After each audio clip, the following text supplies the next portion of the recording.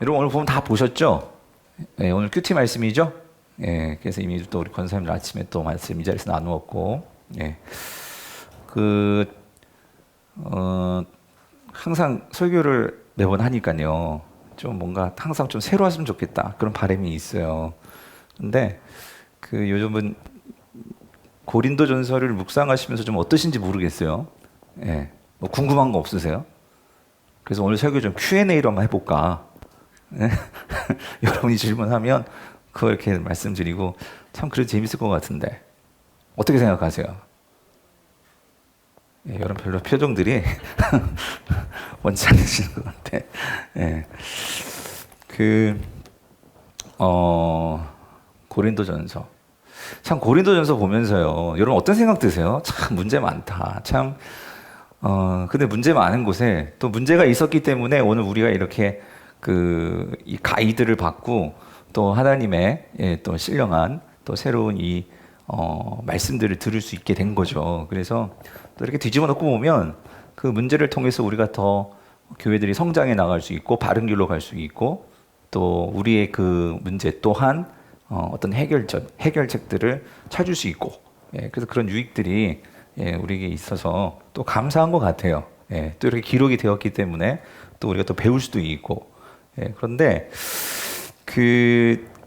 우리가 이 고린도전서를 보면서 뭐 여러 가지 많은 내용들이 나오는데 하여튼 중요한 모티브는 고린도 교회의 문제죠. 그래서 이 문제들을 어떻게 해결할 거냐, 그 해결에 대한 그 방안들이 나오는데 그런데 그걸 조금 더 이렇게 그 겉표면을 이렇게 해치고 속으로 들어가서 그러니까 지금 바울이 이 고린도 전서를 통해서 정말로 말하고자 하는 가르쳐주고자 하는 그 핵심이 뭘까 라고 생각한다면 그 강조점들이 여러 가지가 있겠지만 중요한 강조점이 있다면 그건 성령입니다. 성령이요. 성령이 어떤 분이시냐 이것들을 우리에게 말해주는데 특별히 이 바울이 3차 선교 여행을 전도 여행을 하면서 그가 쓴 편지들이 굵직굵직한 편지들을 썼어요. 그러니까 고린도 전후서 또 뭐 학자들에서 좀 다르기도 하지만 뭐 갈라디아서 또 로마서 그리고 에베소서 이런 편지들을 썼단 말이죠. 이런 편지들을 썼는데 이런 편지들이 공통적으로 담고 있는 중요한 주제가 뭐냐면 성령에 대한 부분이 성령에 대한 내용들이에요. 그래서 이 성령에 관한 성령이 어떤 분이시고 어떤 역사를 하는지 이런 내용들이 이러한 이 고린도전후서, 갈라디아서, 로마서, 에베소서 이런 편지들에 나와 있는데 왜 그러냐면 사실 우리는 이렇게 많은 편지들이 있고 또 복음서도 있고 그래서 성령에 대한 어떤 그 자료들이 많아요. 알 수 있는. 하지만 이 당시는 1세기 이 당시는 기록된 이제 구약 성경만 있고 신약이 이제 완전하게 이제 정경으로 갖춰지지 않았기 때문에 그들이 아직 교리가 체계가 잘 안 잡혀져 있는 상태이기도 했고요. 그런 상황이란 말이죠. 그러다 보니까 그들이 성령은 받았는데 성령은 들었는데 그 성령이 어떻게 활동하며 그리고 성령이 무슨 일을 하는지에 대한 이해들이 부족했던 것 같아요. 그래서 특별히 이 당시 성도들, 특별히 고린도 교회에서는 성령을 좀 어떻게 이해하냐면 그러니까 이런 거죠. 어떤 신령한 좀 뭐랄까요? 이런 어떤 그런 힘, 어떤 이런 어떤 뭐랄까요? 이렇게 황홀한 어떤 황홀경에 빠지게 만드는 뭔가 이러한 그런 뭐 신비한 어떤 능력, 뭐 이런 이해, 이런 이해들이 그들에게는 있었던 것 같아요. 그러니까 저와 여러분들도 한번 생각해 봤으면 좋겠어요. 뭐냐면 영적인 일이 뭐냐? 영적이라는 거. 그래서 여기서는 신령한 일 이렇게 나오는데 그러니까 신령하다는 거. 이거 영어 성경에 보면 이게 스피리추얼이라고 했거든요. 그러니까 영적인 거. 그러니까 뭐 여러분 영적인 게 뭐냐는 거예요. 여러분 영적인 게 뭐예요? 그러니까 이게 정의가 그러니까 우리가 어떻게 정의를 하냐에 따라서 그것들을 이해하는 것이 결국 우리 삶으로 드러나고 그게 여러분의 신앙생활로 되어줄 수 있다는 거죠. 그래서 참 정의는 중요해요. 정의를 내린다는 거 중요한데 그런데 지금 고린도 교회 성도들에게서 영적인 일이란 게 뭐냐라고 묻는다면 이들은 어떻게 생각하냐면 이렇게 신비한 체험을 하는 거, 무슨 말인지 되시죠? 어떤 그런 신비한 어떤 종교적인 체험을 하는 거, 그것을 영적이다라고 그들은 생각을 했던 것 같아요. 그래서 그 고린도 교회에 여러 가지 문제가 있었지만, 그런데 사도 바울이 특별히 이 교회에서 사도 바울이 좀 뭐랄까요, 이 집중해서 좀 강조하면서 의도적으로 이들을 좀 바르게 세우려고 힘쓰는 부분이 있는데, 그게 뭐와 관련됐냐면 이 말과 관련된 부분이에요. 말. 그래서 여러분들이 그 고린도전서를 쭉 읽다 보면은 이런 지혜라는 거, 말, 뭐 이런 표현들이, 지식, 뭐 이런 거, 이런 것들이 그러니까 바울이 어떤 글을 써나가면서 이런 표현들이 여기저기 저기에서 그것들이 나오는 걸 볼 수 있어요. 자, 우리가 좀 그런 것도 오늘 볼 건데, 그게 왜 그러냐면 지금 이 고린도 교회에서 특별히 성령의 은사가 많이 나타났어요. 성령의 은사가 많이 나타나는데, 그런데 지금 이 교회의 가장 큰 문제가 뭐냐면, 많은 성령의 은사가 있는데 그 가운데 이 고린도 교회 성도들이 완전히 뿅 간 은사가 있어요. 여러분, 그게 뭘까요? 그게 방언이라는 거예요. 방언. 방언. 그런데 왜 이 방언이라는 이 성령의 은사에 이들이 뿅 갔냐면요. 왜 그럴까요, 여러분? 방언은 일단은 이게 언어죠. 말이에요. 말이란 말이에요. 근데 말을 하긴 하는데 이 말이 어때요? 알아들을 수 있어? 이거 없어요. 근데 말이란 말이지. 그러니까 뭔가 신령한 언어 같다라는 거예요. 신령한 언어. 그리고 이런 걸 하면, 방언을 하면, 나도 방언을 하지만 옆에 있는 사람들이 그 방언을 듣죠. 들으면 이 사람은 뭔가 좀 대단한 것 같고, 그러면서 이 방언이라는 게 어떻게 되어지면, 이게 하나님 주신 선물이고 은사인데, 이게 마치 내가 그런 신비한 체험을 해서 마치 내가 어떤 영적으로 더 어떤 도달한 어떤 높은 경지에, 구루 같은 이 높은 경지에 오른 것처럼, 이런 분위기가 이 고린도 교회에서 있었단 말이죠. 그리고 이런 방언을 그들이 중요하게 여기고 높게 보는 그 이유가 뭐냐면, 지금 1세기 이 고린도 헬라 문화권에서 사람들이 가장 중요하게 여기는 그 능력 가운데 하나가 뭐냐면, 뭐 요즘 말로 말하면 스펙이 뭐냐면 말 잘하는 거였어. 말 잘하는 거. 그래서 이런 수사학, 웅변술 이런 걸 가지고 말을 잘하면은 그 사람은 굶어 죽지 않고 살았어요. 그러다 보니까 이 지금 방언이라는 게 이런 말과 관련된 부분이니까 경험해 보지 못한 이런 말을 막 한단 말이죠. 그러면서 더군다나 이런 방언을 하는데, 이 어디서 듣도 보도 못한 막 그런 방언을 하고 또 그런 깊은 방언 속에 들어가면 어때요? 뭔가 막 좀 신비한 어떤 그러한 경험들, 이런 것들이 있으면서 이 교회 안에서 성령의 은사가 어떻게 자꾸 보여지냐면, 성도들이 성령의 은사를 통해서 자, 누구를 더 관심을 갖고 집중을 해야 돼요? 하나님이잖아요. 그렇죠? 예수 그리스도잖아요. 근데 그게 아니고 이 성령의 은사를 체험하면서 이들이 뭐에 더 관심이 쓰여지냐면 그 행위 자체, 신비한 행위 자체, 그런 신비한 체험, 그리고 그러한 신비한 체험을 하다 보면 어디까지 가냐면 내가 진짜 영적인 사람인 걸로, 그러니까 그들이 생각하는 내가 뭔가 이 사람들과는 다른 어떤 영적인 힘을 가지고 영적인 어떤 단계에 있는 이런 교만함, 이런 모습들이 지금 교회 안에 생겨나게 되는 거예요.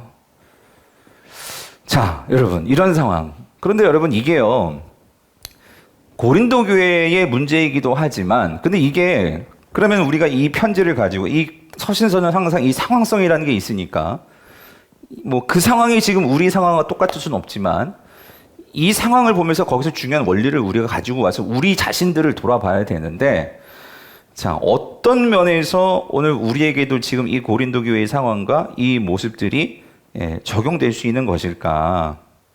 그런데 여러분, 여러분들 성령의 은사 받으셨어요? 있으세요? 아까 제가 그래서 우리 교육자들한테 물어봤어요. 성령의 은사 받은 게 뭐가 있냐고, 혹은 뭘 사모하냐고. 그래서 제가 이렇게 진짜 말하지만, 저는 진짜 병 고치는 은사를 받았으면 좋겠어요. 누누이 말하지만. 그래서 우리 권사님들께 항상 말씀드리는 게 저 병 고치는 은사 좀 받을 수 있게 좀 기도해 달라고. 그 여러분 다 병 고쳐드릴게. 예. 돈 안 받고. 예. 얼마나 좋아. 정말 목회하면서 정말 이것보다 좋은 은사가 어디 있겠어요, 네? 우리 성도들이 아플 때 이렇게 기도해가지고 막 병이 낫고 말이죠. 예. 근데 저는 그게 없는 것 같아요.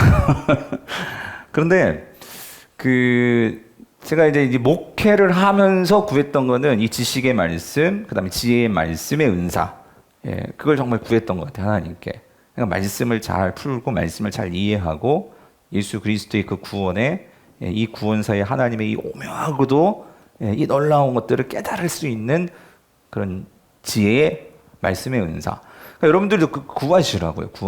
하나님께 은사는 구하세요. 예, 그래서 오늘 이 밤에 그런 은사를 구하시고, 여러분 방언도 구하세요. 방언도 구하시고, 또 큰 믿음의 은사, 이런 모든 은사들을 구하시란 말이죠. 그런데 중요한 건 여러분 이런 것들을 구할 때 우리가 중요한 건 이거예요.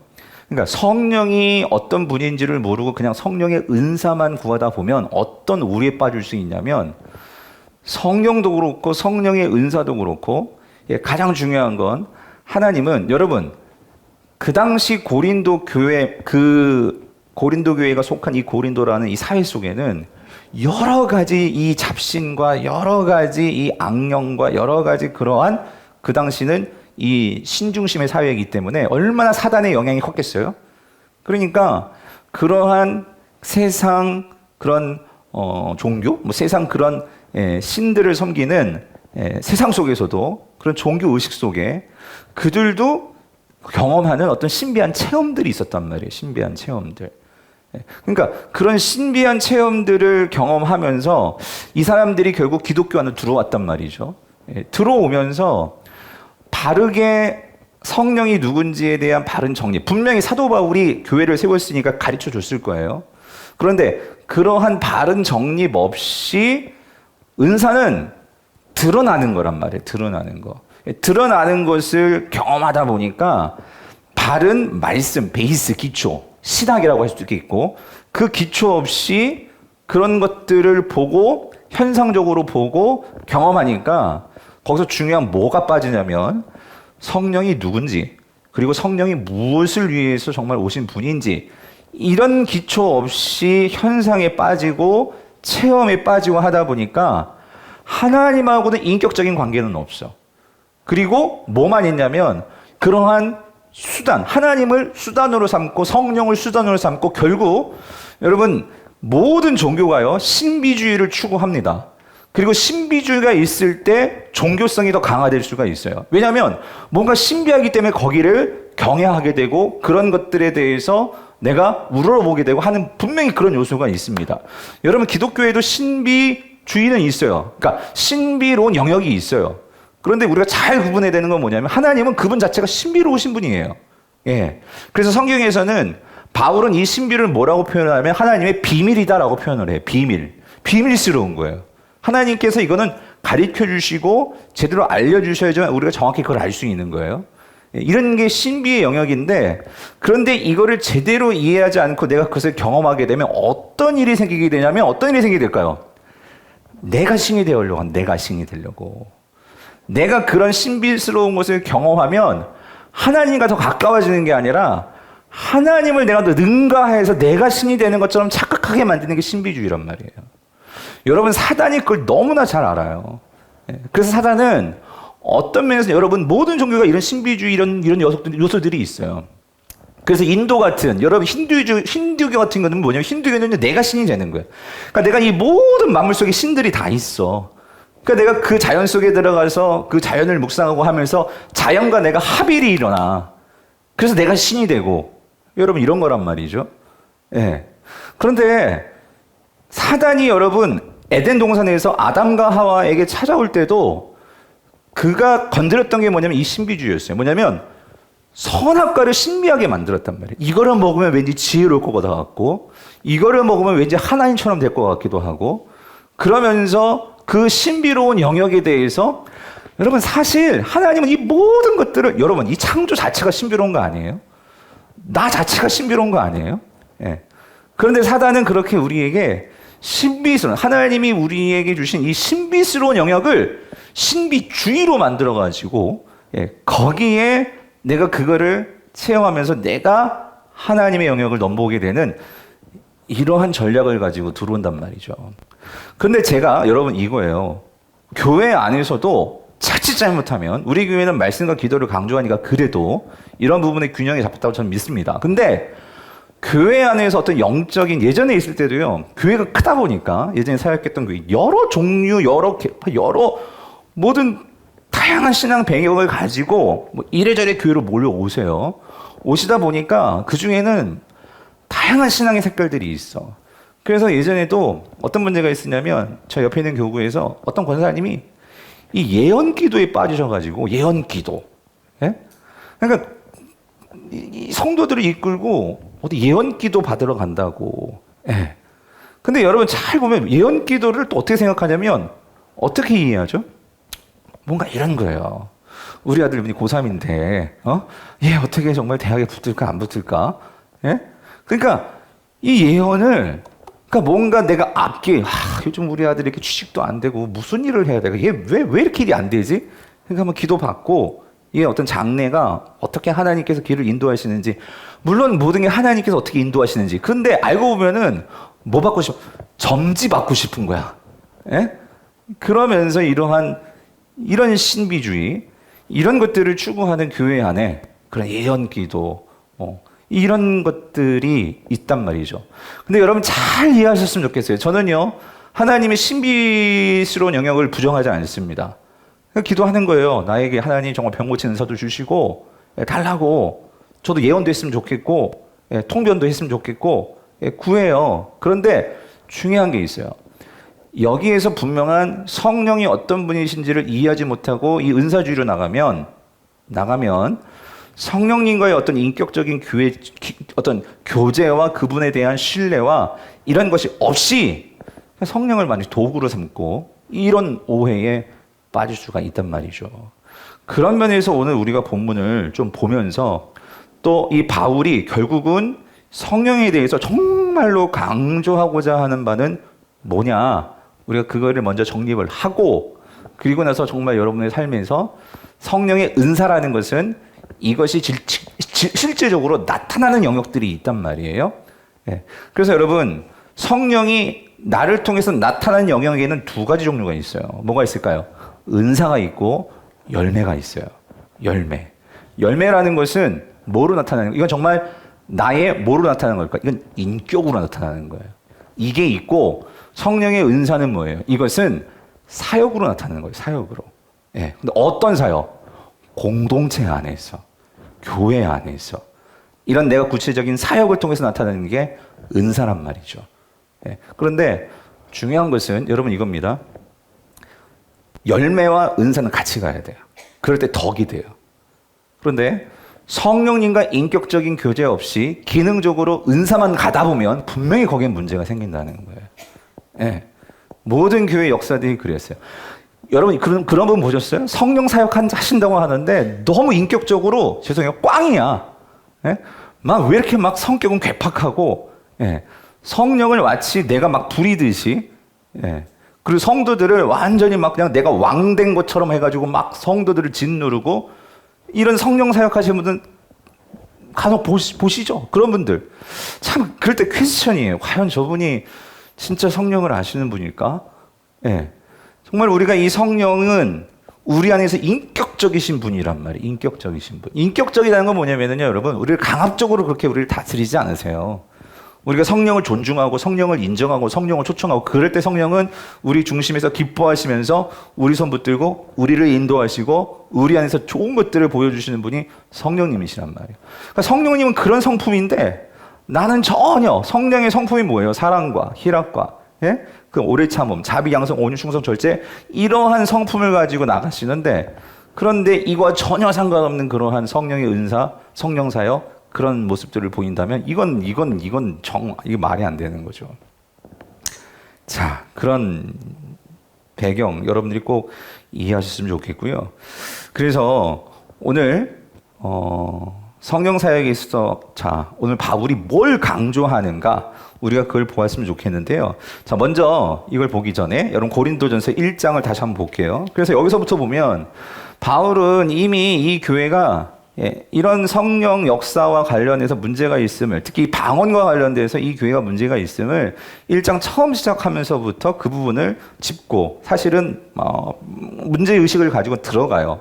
1장 4절을 보면 보세요. 그리스도 예수 안에서 너희에게 주신 하나님의 은혜로 말미암아 내가 너희를 위하여 항상 하나님께 감사하노니, 왜 감사하느냐? 5절 읽어보세요. 시작. 이는 너희가 그 안에서 모든 일 곧 모든 언변과 모든 지식으로 풍족함으로 6절 그리스도의 증거가 너희 중에 견고하게 되어 7절 너희가 모든 은사에 부족함이 없이 우리 주 예수 그리스도의 나타나심을 기다림이라요. 자, 여러분 중요한 건 이거예요. 4절에 보니까 하나님의 은혜가 너희에게 나타났죠? 근데 하나님의 은혜가 어디 안에서 나타났대요? 그리스도 예수 안에서요, 여러분. 이게 정말 중요한 거예요. 여러분, 하나님의 은혜는 그냥 나타나는 게 아니에요. 여러분, 우리가 예수 그리스도 안에 들어왔기 때문에 그 안에서 우리가 뭘 누리는 거죠? 하나님의 은혜를 누리는 거예요. 맞죠? 자, 그리고 5절도 보세요. 자, 어디 안에서? 너희가 그 안에서 그랬죠. 이 그 안이 어디예요? 그리스도 예수 안에서요. 자, 그리스도 예수 안에서 자, 어떤 일이 있냐면 아까 하나님의 은혜를 받았죠? 뿐만 아니라 그 그리스도 예수 안에서 우리에게 모든 일, 뭐가 풍족하냐면 뭐요? 모든 언변과, 언변은 말이에요, 말. 예, 말. 그리고 모든 뭐예요? 지식이 어떻게 되었어? 풍족함으로예요. 예. 그렇죠? 그래서 6절. 그리스도의 증거가 너희 중에 어떻게 되었어? 견고하게 되었다는 거예요. 여러분, 여기서 답이 딱 나왔어요. 우리의 신앙의 초점은 자, 어디에 모아져야 되죠? 예수 그리스도입니다. 그리스도 안에서 우리의 모든 은혜, 또 말, 지식 이런 것들이 풍성하게 되었다. 그래서 보세요. 여기 지금 바울이 생각하고 있는 이 모든 언변, 그랬을 때 이 언변은 말이잖아요. 그러니까 이것은 우리가 하는 일상의 말일 수도 있고요. 사도 바울이 지금 뒤에서 말할 이 방언을 다 포함한 말일 수 있다는 거예요. 예수 그리스도 안에서 우리가 새로운 피조물이 되었기 때문에 사실 우리가 그 안에서 이전과는 다른, 여러분, 새로운 피조물이라는 것은 우리 안에 이제 성령이 계시단 말이에요. 우리가 그리스도 안에 있다는 것은 달리 표현하면 우리 안에 누가 계시다는 거예요? 우리가 그리스도 안에 있고 또 그 그리스도가 내 안에 있다라는 표현들 요한복음에서 하잖아요. 그랬을 때 그리스도가 내 안에 있다고 할 때는 그게 뭘 전제로 하는 거예요? 성령이 내 안에 있다는 거예요. 내 안에. 그래서 여기서 그리스도 안에라는 것은 뒤집으면은 내가 내 안에 성령이 있다는 말하고 같은 말이기도 해요. 그래서 그 성령이 내 안에 있을 때 여러분 꼭 기억하세요. 우리 하는 말과 우리 하는 지식이 이제는 그 성령 안에서 새로워질 수 있다는 거예요. 새로워진단 말이죠.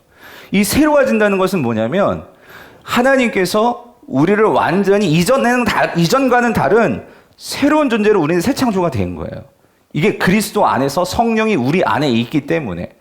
그래서 여러분 이겁니다. 방언을 할 수도 있고 못할 수도 있어요. 그런데 내가 방언을 할 때 분명하게 내가 믿음이 성장합니다. 그건 분명해요. 왜 그러냐면 성령이 내 안에서 뭘 통제하시는 거예요? 말을 통제하시는 거예요. 그게 방언이에요. 그게 방언. 방언의 핵심은 이상한 말을 하는 게 그게 중요한 게 아니고요. 그래서 아까도 그 얘기 했어요. 여러분 방언하실 때 그 방언하는 말을 여러분은 아세요? 무슨 말인지? 하시는 분들? 아시는 분도 있고 모를 수도 있어요. 아시고 싶으면은 통변의 은사를 구하세요. 예, 그런데 중요한 건 이거예요. 방언이 우리에게 있어서 뭘 분명하게 드러내 주냐면 내가 여러분 이 혀는 막 내가 생각을 하면 그냥 혀가 막 나오죠. 굴러가면서 소리가 나오죠. 예. 우리는 이 혀를 내가 통제해요. 그런데 방언은요, 여기서 뭘 보여주냐면 이 말을 통해서, 그러니까 이 혀를 누가 다스리고 계셔? 성령님이 다스린다는 것을 나타내 주는 거예요. 그렇죠? 그러니까 여러분 우리가 방언을 통해서 그러니까 이런 거예요. 믿음이 전 이렇게 생각해요. 믿음이 얼마나 없으면 방언을 주시는 걸까? 예? 그러니까 성령이 우리 안에 있는데 그러니까 너무 방언 못 하시면 너무 실망하지 마세요. 예. 그러니까 여러분 이미 믿기 때문에 방언을 안 줘도 얘는 믿을 수 있어. 예. 그런 분들은 방언을 안 주실 수도 있어. 하지만 한 가지 분명한 거, 그 방언을 체험하면 내가 그 성령이 와, 내 안에서 나를 이렇게 다스리시는구나. 이거를 경험하면, 근데 이게 중요해요. 방언이 분명히 이것도 성령의 은사라면 방언은 내가 개인적으로 그렇게 이상한 말을 하면 끝나면 안 된다는 거예요. 모든 은사는 뭘 위해서 주는 거예요? 사역을 위해서 주는 거예요. 공동체의 유익을 위해서 주는 거예요. 그렇다면 하나님께서 왜 방언을 주시는 걸까? 저도 옛날에요. 방언을 막 선배들이 방언을 하는 걸 보니까 막 그걸 하고 싶은 거야. 예? 그런 막 사모함을 가지고 막 구하면서 이제 그래서 방언을 했단 말이에요. 근데 그 다음을 가르쳐야 되는데, 예? 그럼 방언하고 나서 끝이에요? 방언을 통해서 내 혀가 하나님의 이 통제로 이렇게 내 의지와는 전혀 상관없는 이런 놀라운 일들 나에게 보여주셨단 말이에요. 그걸 통해서 우리는 어디로 나가야 돼요? 내 모든 삶이 내가 손으로 하는 것, 내가 발로 하는 것, 내 모든 것들이 누구의 통제, 누구께 맡겨져서 하나님께 맡겨지면, 그렇죠? 내가 정말 이렇게 제대로 맨정신에는 어떻게 나오지 않는 그런 놀라운 소리들이 내 입술을 통해서 나오듯이, 예. 하나님께서 그렇게 역사할 수 있다는 것을 내가 알고 삶으로 나가야 되는데, 방언을 하는데 삶은 죄송해요. 완전 개판이야. 예? 그냥 방언만 했다는 걸로 그냥 충족하고, 그러면 그게 아니죠. 방언 기도를 여기서 하는 것도 중요하지만, 내가 그걸 통해서 내 삶에 누가 나를 다스리는지를 정말로 경험했으니까, 정말 다른 나의 모든 삶 속에서도 하나님의 통치와 다스림을 받는, 그렇게 기도가 더 나아가야죠. 그렇게 기도가 더 나아가야죠. 그래서 지금 여기서 그거예요. 너희들에게 그런 모든 말과 또 너희들이 생각하는 모든 지식도 풍족하게 되었다. 누구 안에서? 그리스도 안에서. 그래서 7절, 너희 모든 은사가 부족함 없이 결국 뭘 나타내요? 우리 주 예수 그리스도를 나타냈을 뿐만 아니라 그거를 경험했기 때문에 이제 너희는 누구를 기다려? 예수 그리스도가 다시 오심을 기다리는 거다. 이렇게 얘기한단 말이죠. 질문, 여러분 정말 예수 그리스도가 다시 오심을 기다리십니까? 아멘이세요? 그러니까 우리가 정말로 성령을 제대로 체험한 사람들은요, 주를 대망합니다. 주를 기다린다는 거예요. 예, 그걸 소망한다는 거죠. 그런데 이러한 신령한 하나님과의 관계, 인격 없으면 내 안에 성령님이 계신지도 모르고 그렇게 사는데 여러분 주님을 기다리겠어요? 예? 내가 진짜 사랑하는 사람이 있으면 기다리잖아요. 사랑하는 사람이 안 들어와. 그러면 밤새잖아요. 예. 그게 뭐예요? 정말 그 사람을 아는 거고 사랑하고 좋아하는 거지. 그래서 지금 여기서 빠지지 않고 나오는 게 예수 안에서, 그 안에서 이 예수 그리스도의 나타나심을. 그러니까 지금 이 고린도 교회는 은사는 나타났어. 말도 잘해. 예, 여러 가지 것들이 있어. 근데 뭐가 점점 그들의 기억과 삶에서 지워지고 있어요? 예수 그리스도가 지워지고 있는 거예요. 예.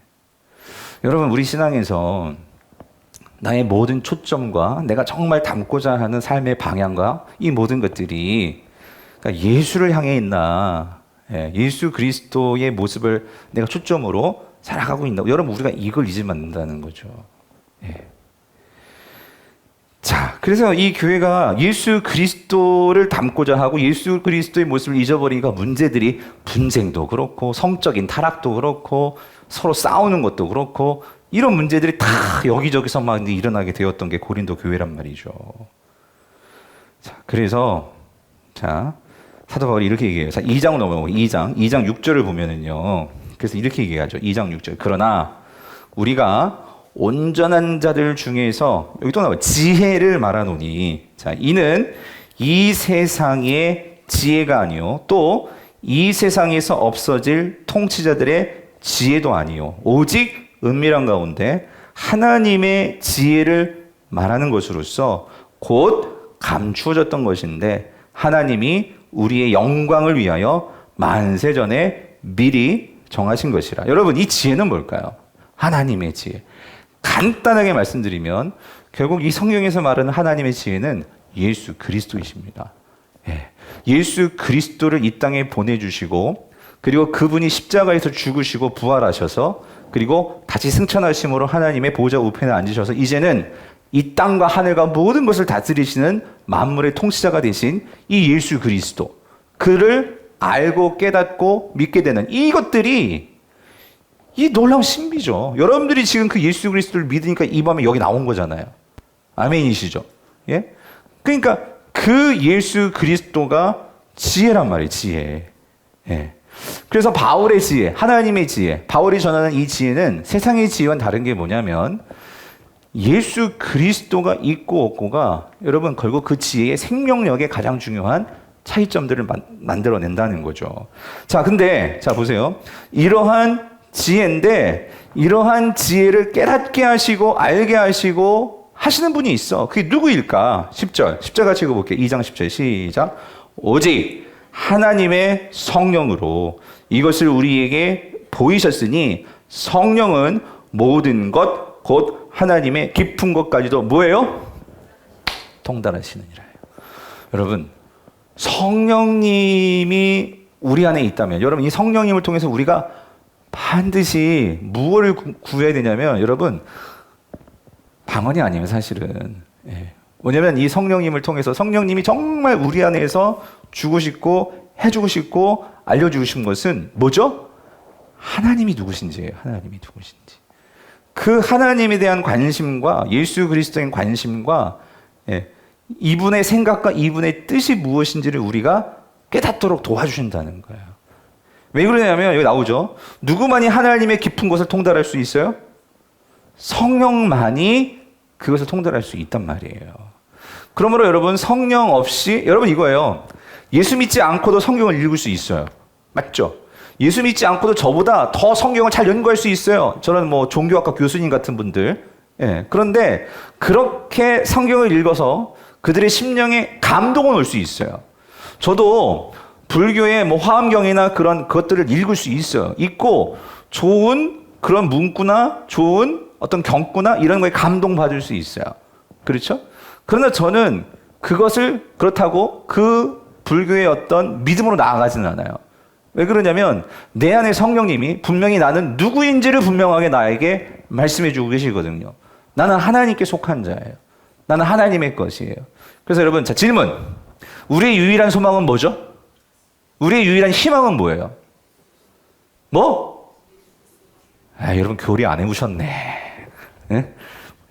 교리 우리 슬기로운 교리 생활. 예? 슬기로운에서 1문 우리의 유일한 희망은 무엇입니까? 뭐예요? 우리는 우리 자신에게 속한 것이 아니고 우리 자신의 것이 아니고 우리는 하나님께 속한 것입니다라는 거. 여러분 내가 아무리 병들어 지금 죽을 것 같아. 내가 지금 완전 다 망할 것 같아. 하지만 세상 사람들은 그게 끝이야. 그렇게 망하면 끝이야. 근데 여러분 내가 망한다 할지라도 우리는요 분명한 우리에게 있어서 우리는 소속이 내가 누구에게 속해 있어? 하나님께 속해 있단 말이에요. 그러면 죽어도 살아도 그분께서 나를 책임지실 것을 믿을 수 있는 게 뭐냐면 내가 하나님의 것이니까 누가 책임져? 하나님이 책임지시지. 여러분 이것보다 확실한 희망이 어디 있어요? 교리 외우세요. 네? 여러분 이번 주 주일날 물어볼 거야. 교리 주보에 넣었잖아요. 그죠? 홈페이지 들어서 꼭 교리 하나씩 공부하자고요. 아시겠죠? 금요일 나오시는 여러분들이 안 하시면 제가 어떻게 해. 이거 52주 해야 되는데. 예, 여러분 꼭 예, 하시기를 바라는데 자, 이 고린도 교회는요 뭐에 대한 관심이 없냐면 성령의 은사는 관심이 있는데 성령이 정말로 하시고자 하는 이 성령에 대해서는 관심이 없었단 말이에요. 예? 그 예수 그리스도에게 관심을 갖고 그분을 더 알려고 하고 예, 그분을 더 닮으려고 하고 이런 일에는 관심이 없고 내가 뭐 하는 거 그냥 방언 신령한 언어라고 방언 막 하고 다시 말씀드리지만 여러분 방언을 왜 해야 된다고요? 내가 하나님께 정말 통제를 받기 위해서 다스림을 받기 위해서 우리가 그걸 위해서 방언 기도를 하는 거지 왜 알아듣지도 못할 그 방언 기도를 내가 할 필요가 뭐가 있어요 여러분. 이건 바울이 하는 얘기예요. 예? 내가 그 방언 기도를 통해서 내가 온전히 하나님께 내가 통제를 받고 다스림을 받고 나의 삶이 하나님의 그런 다스림으로 나아가기를 원합니다 하는 마음으로 방언 기도를 하는 거지 내가 알아듣지도 못하는 말로 방언하면 그게 무슨 소용이 있냐 말이에요. 예. 그래서 오늘 14절을 보세요. 14절을 보면서 분명히 이렇게 얘기해요, 사도 바울이. 자, 뭐라고 하나? 2장 14절. 2장 14절 보니까 2장 14절 같이 읽어볼게요. 시작.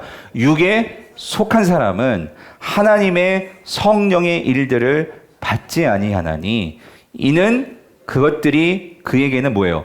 어리석게 보임이요. 또는 그는 그것들을 알 수도 없나니 그러한 일은 영적으로 분별되기 때문이라 라고 말해요. 자, 여기서 여러분, 여기 육에 속한 사람은 그랬잖아요. 이거 밑줄어 놓고 이거 나중에 3장 2절에서 좀 비교할 게 있어요. 여기서 이 육에 속한 사람은 이게 무슨 소리냐면 이 사람은요, 그러니까 성령이 없는 사람을 말하는 거예요. 그러니까 성령이 없는 사람은 당연히 성령의 일들을 받지 못하죠. 예. 성령에 대해서 관심도 없고 성령이 뭔지도 모르고, 그렇죠? 그러니까 이들에게는요, 예수 그리스도 자체가 관심 없어요. 예수 그리스도의 그런 일들에 대해서 관심 갖지 않아요. 예. 그리고 예수 그리스도의 일을 한다 보면 다 뭐같이 보여? 어리석게 보이는 거예요. 어리석게. 예. 그러나 성령이 있다면 영적으로 그런 모든 일들을 뭐 할 수 있어? 분별할 수 있다는 거죠. 분별이라는 것은 이게 얼마나 가치가 있고 얼마나 이게 좋고 하는 것을 안다는 거죠. 그러면 우리가 그 좋은 것에 내 모든 시간과 내 모든 노력과 그것을 내가 드리겠죠. 자, 그런데 잘 보세요. 근데 문제는, 고린도 교회의 문제는, 그러면 여러분, 이 고린도 교회 성도들은 지금 예수님 믿는 사람들이에요? 안 믿는 사람들이에요? 예? 자, 일단 믿는 사람들이에요. 일단 믿는 사람들인데 삶이 문제지만 일단 믿는 사람들이란 말이에요. 그러면 예수님을 믿는 사람들이라면 그 안에 성령이 있어요, 없어요? 있지. 믿으면 당연히 성령이 우리 안에 계시잖아요. 그쵸? 여기 자신이 없지? 예. 성령이 있는 거예요. 그래서 여러분 3장을 보면 자, 이렇게 얘기해요.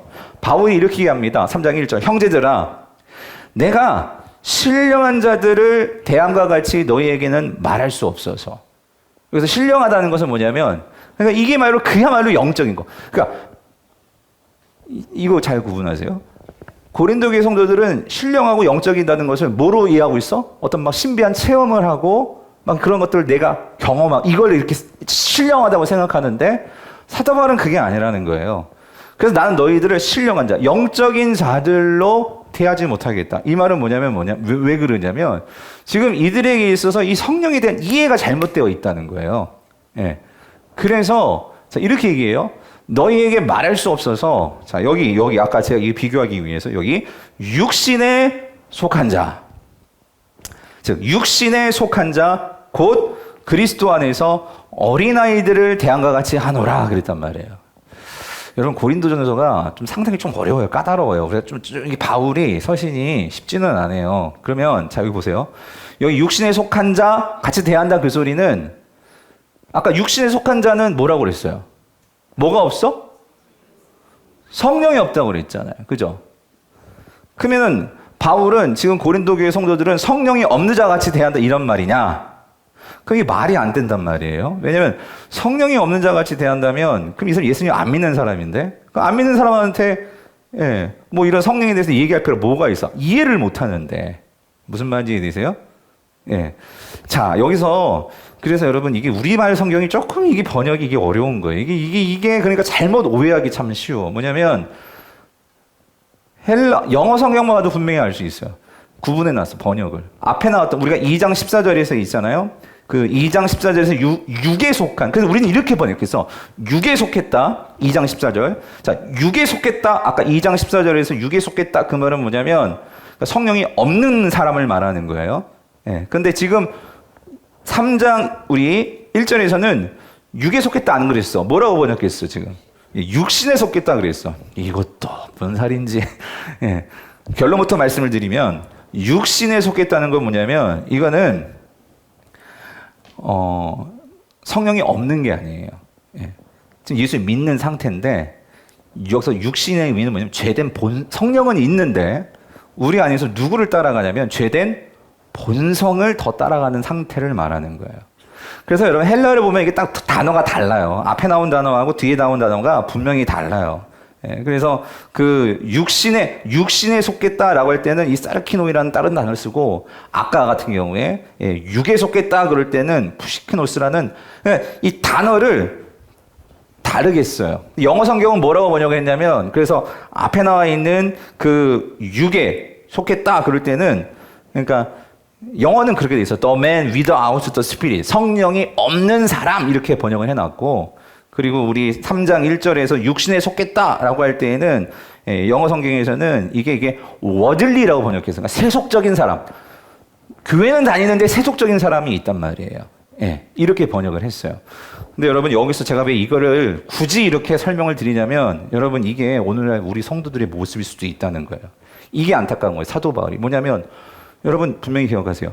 성령은 우리 안에 있지만, 여러분, 나는 교회 다니고 또 신앙생활 하지만 왜 나의 삶에 이렇게 변화가 없지? 이런 성도들이 있을 수 있어요.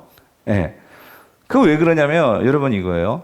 우리가 예수 그리스도를 믿고 그리고 교회에 나오고, 그리고 분명히 내가 예수 그리스도에 믿음이 있어. 그럼 성령은 분명히 우리 안에 있어요. 있는데 성령이 있고 그게 끝이 아니라는 거예요. 여러분이 꼭 기억해야 될 게 뭐냐면, 성령은 인격적이신 분이라는 거예요.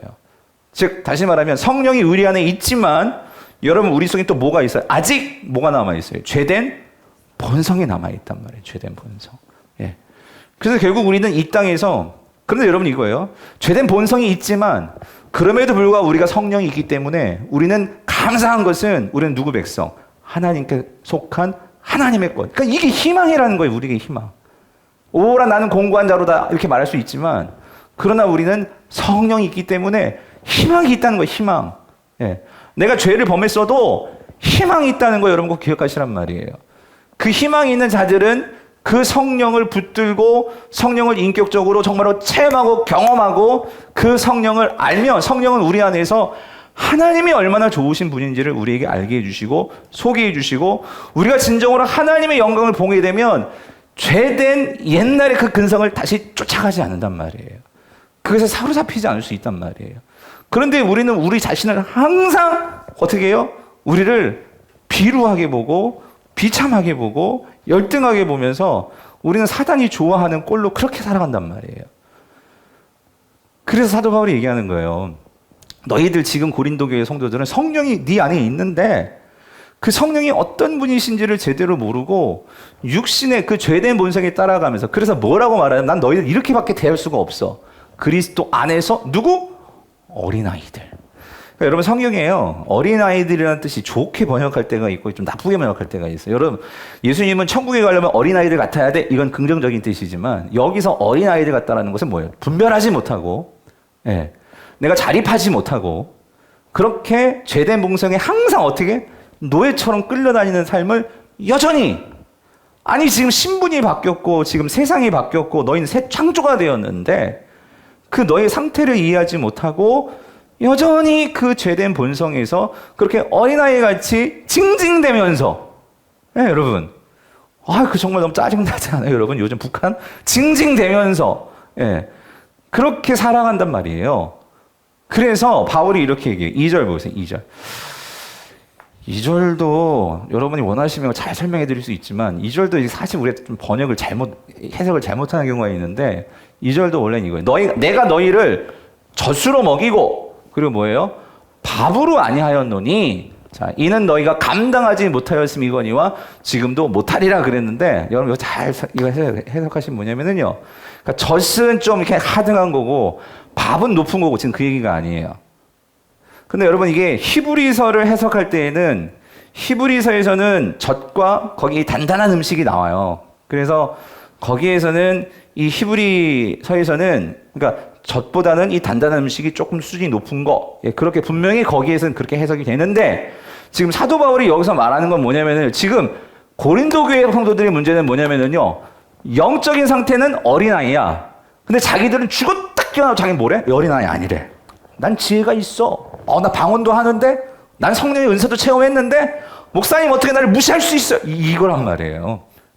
아니, 내가 지금 교회 다닌 지가 지금 몇십 년이 됐는데, 나를 애 취급해요? 이거란 말이에요. 무슨 말인지 되세요? 그러니까 이거예요. 그러니까 자기들은 밥을 먹어야 되는데, 밥을. 그런데 이 젖이 나쁜 게 아니야. 지금 너희들은 예수 그리스도에 대한 이 복음, 성령이 누구신지에 대한 이 성령이 어떤 분, 이건 관심이 없고 뭐에만 관심이 있어? 신령한 체험. 예? 막 병 고치고 막 그냥 뭔가 능력 행하고 내가 진짜 예수 그리스도를 닮아서 정말 더 사랑하려고, 더 섬기려고, 인내하려고, 그게 병을 고쳐야지. 귀신을 떠나보내야지. 이게 지금 무슨 말인지 이해되세요? 예. 그러면서 정말 예수 그리스도를 닮는 거엔 관심이 없고 뭔가 이게 과시적인 거. 예? 그래서 여자분들 머리 왜 쓰라고 했어요? 하나님한테 복음에서 자유를 주니까 이제 여자분들이 참 이런 거 참 제가 조심스러워지는데 남자라서 그래. 그러니까 여자분들이 그런 좋은 은혜를 체험했으니까 그걸 갖고 더 주님 안에서 교회 안에서 남자와 여자가 서로 하나 되어서 이렇게 나가야 되는데 갑자기 막 자유함이 주어지니까 남자들 무시하고 막 하여튼 이런 모든 문제들, 예, 이런 문제들이 지금 나오고 있는 거예요. 그래서 지금 여러분 이겁니다. 너희들에게 지금 이 젖이냐 밥이냐 이거 따지는 문제가 아니라는 거예요. 지금 사도 바울은 2절에서. 그럼 뭐냐면 너희들은 하나님을 대하는 태도부터 고쳐야 돼. 무슨 말인지 아세요? 이거 오늘 우리도 정말 생각해 봐야 돼요.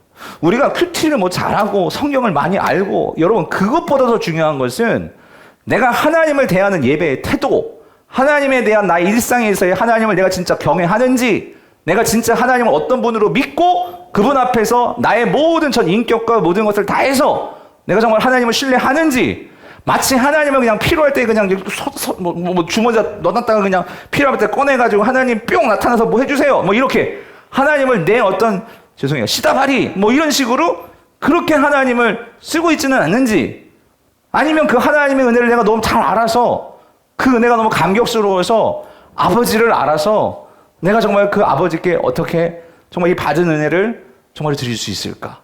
그 큰 은혜 가운데 내가 정말 할 수 있는 게 무엇이 있을까?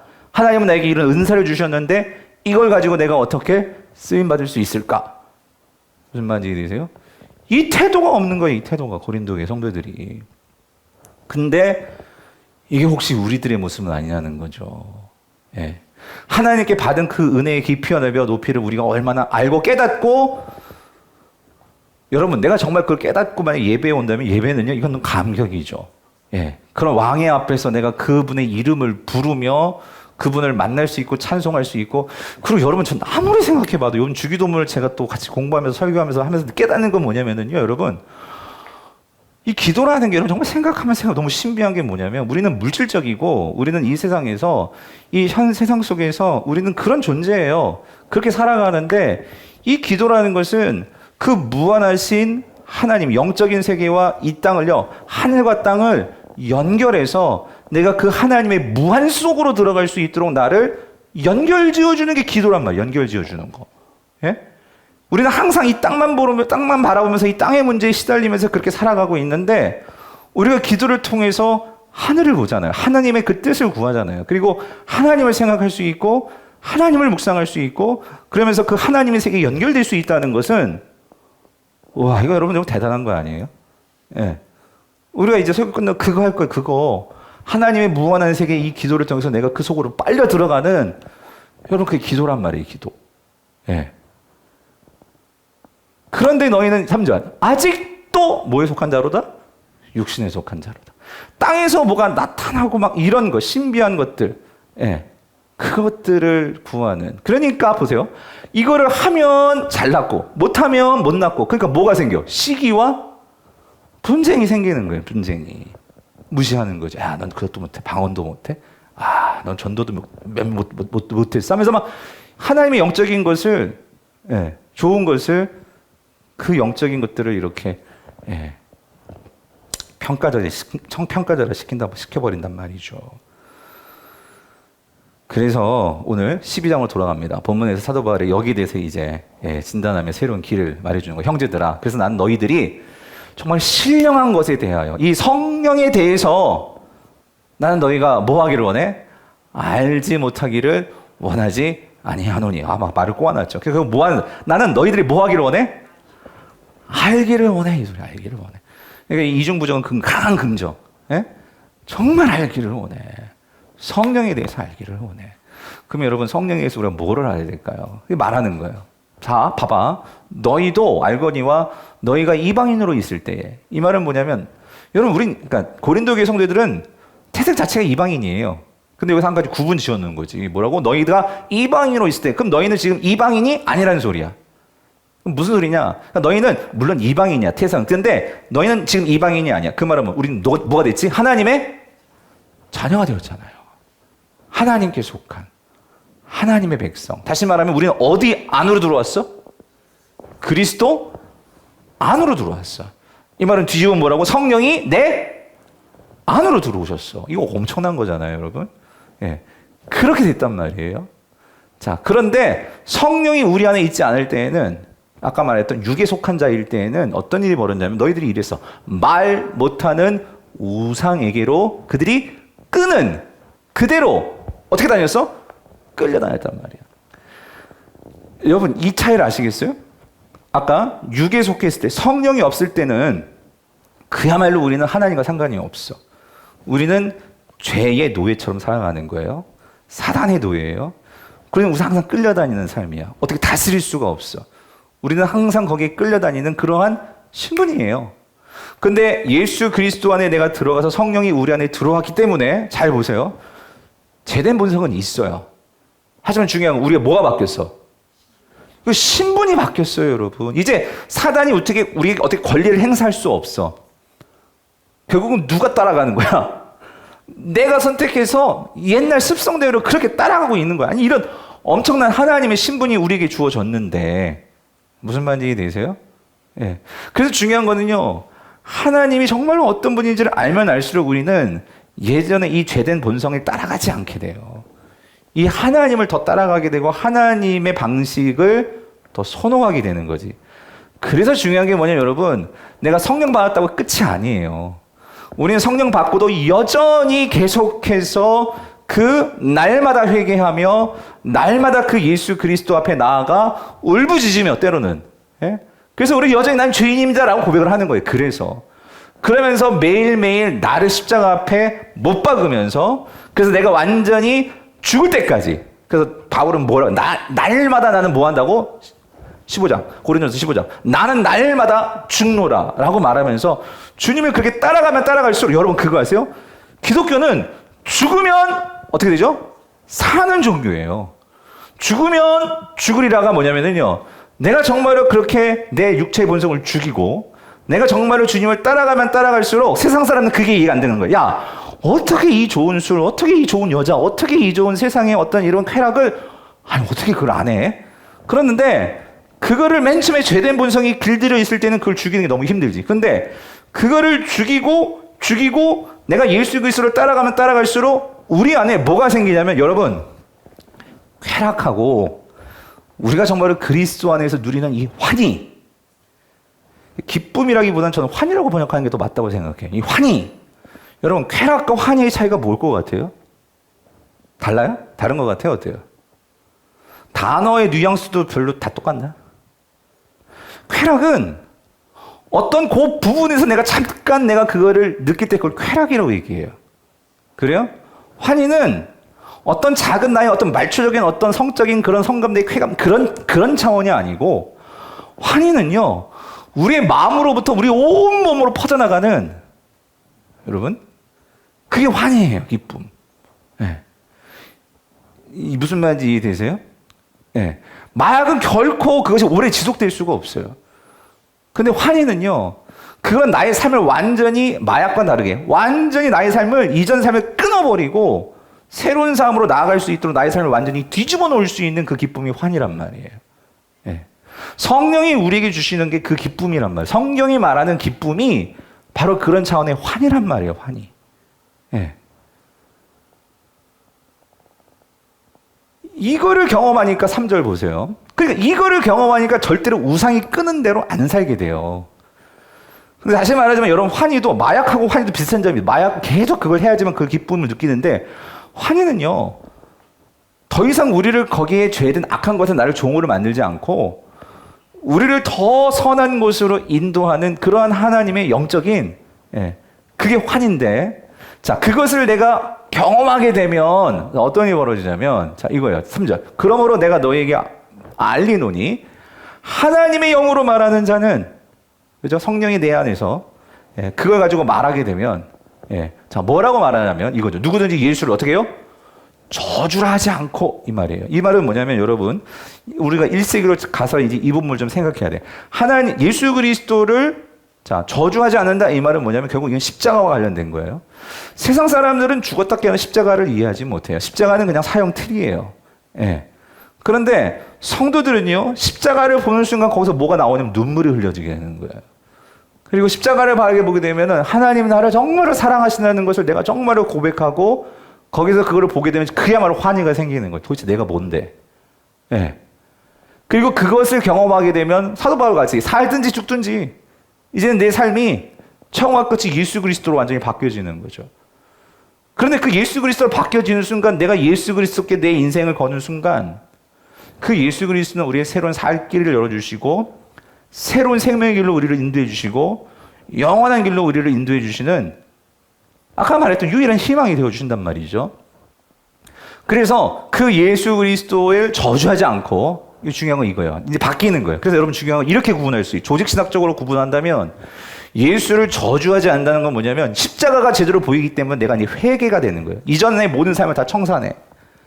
예전에는 내가 정말 이것이 전부인 줄 알았는데 사람들은 십자가, 시시해. 십자가 거기서 뭐가 돈이 나와, 뭐가 나와. 그런데 십자가는 저주할 것이 아니야. 이건 정말 기쁨이고 감사야. 이거를 보는 순간 거기서 이전 삶에서 돌아서는 회개가 일어나는 거예요. 회개. 근데 여러분, 신앙은 회개가 끝이 아니라는 거예요. 바울이 지금 여기서 얘기하는 거예요. 저주할 자를 하지 아니하고 또 성령으로 뭐라고 얘기해요? 누구든지 예수를 뭐라고 그래? 주시라 할 수 없는 이라. 이 말은 뭐냐면 성령이 이제 들어오면, 자, 우리가 이제 십자가를 저주하지 않고 십자가를 새롭게 받죠? 그 사람들은 십자가를 바라봄으로 이제 예수를 뭐로 받아들여? 내 삶의 주, 큐리오스, 주님. 그래서 헬라 큐리오스 예수스, 이 말은 뭐냐면은 여러분 이거예요. 그 당시 주님은요 로마 황제예요. 여러분, 로마 황제를 큐리오스라고 부르지 않고 다른 무엇을 큐리오스 부르면 그 사람은 처형이에요. 즉 예수를 주시라 한다. 이 말은 뭐냐면요, 우리는 이거를 그냥 우리 너무 쉽게 주님, 지금 우리의 환경에서 종교적인 자유가 있어. 그래서 주라는 게 너무나 쉽게 부르는 얘기지만, 만약에 북한만 가더라도, 아니면 뭐 이슬람권만 가더라도, 알라가 하나님이 아니라 예수 그리스도가 우리 하나님이십니다라고 선포한다면 그 사람은 그 사회에서 매장될 수 있을 거예요.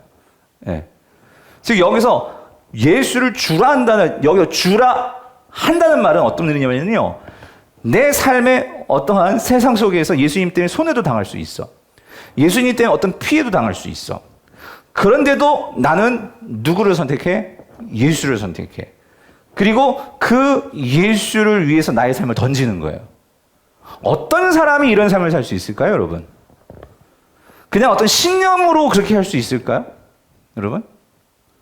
어떤 사람이 정말로 예수를 나의 주님이라고 정말로 믿고, 비록 내가 지금 실패했어, 일이 안 돼, 병에 걸렸어, 그런데도 거기에서 그럼에도 오늘날로 갖고 지금 얘기한 거예요.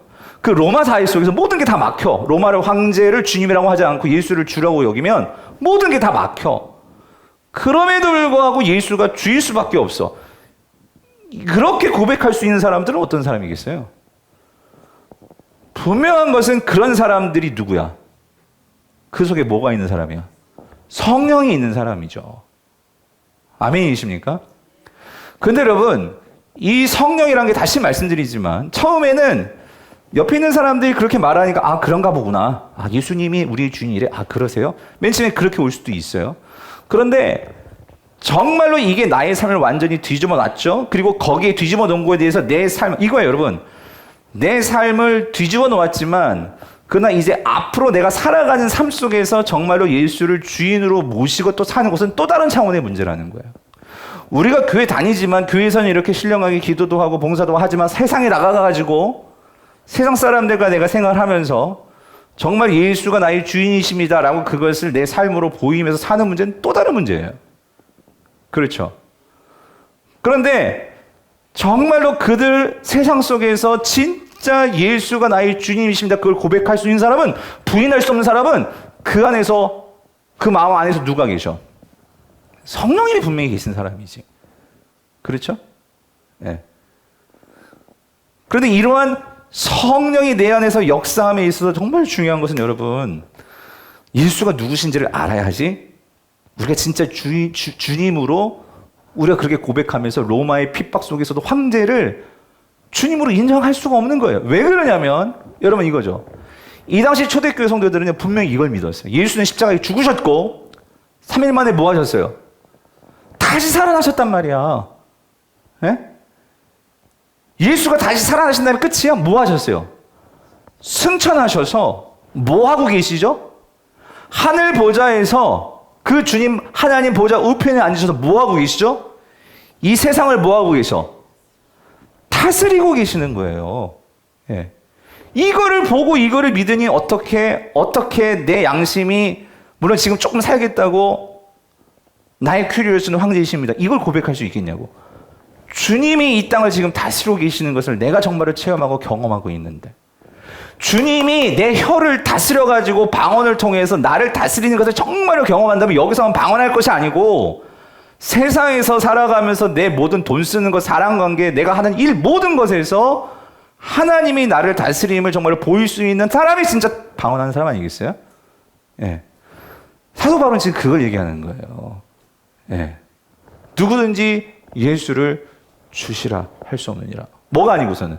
성령이 아니고서는. 근데 여러분, 이것부터 성령이 우리 안에 들어올 수 있는 것은 무슨 일 때문에 성령이 들어오는 거죠? 그래서 여러분 우리가 말씀을 아는 게 중요해.